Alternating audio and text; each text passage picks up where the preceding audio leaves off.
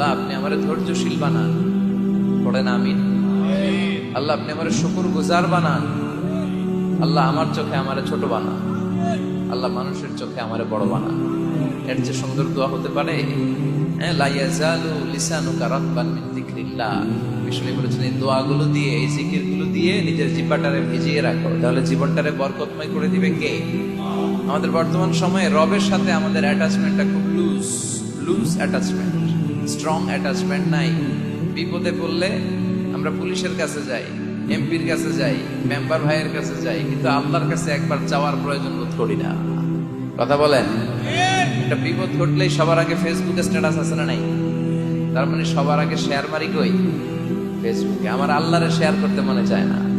কি রব, কত বড় রব যিনি যদি সবাইরে জান্নাতে ঢুকায় দেয়, তার জান্নাতে ডাকাটা কি হবে? কথা কন। আল্লাহ যদি আমাদের সবাইকে জান্নাতুল ফেরদাউস দেয়, ঢাকাটা কি হবে? মা বাইনাল মিসরাআইন মিন মাসারি'আল জান্নাহ মা বাইনা মাক্কা ওয়া হাজার।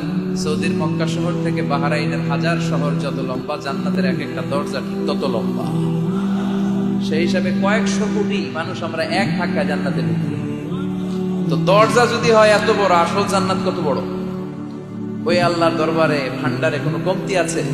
বিশ্বনবী বলেন হাদিসে কুদসিতে আল্লাহ ফরমান, লাউ আন্না আউওয়ালাকুম ওয়া আখিরাকুম ওয়া ইনসাকুম ওয়া জিন্নাকুম কামু আলা সাঈদিন ওয়াহিদ। পৃথিবীর সব মানুষগুলো সাইয়েদনা আদম থেকে শুরু করে up to the day of judgement, পৃথিবীর সবাই যদি আল্লাহর কাছে যার যা লাগে ফরিয়াদ করা শুরু করে দেয়, আল্লাহ দাও, এটা দাও, এটা দাও, আল্লাহ বলে আমি তোদের যা চাওয়া আছে সব যদি দিয়ে দেই, তারপরেও আমি আল্লাহর ধনভাণ্ডারের এক ইঞ্চিও কমবে না।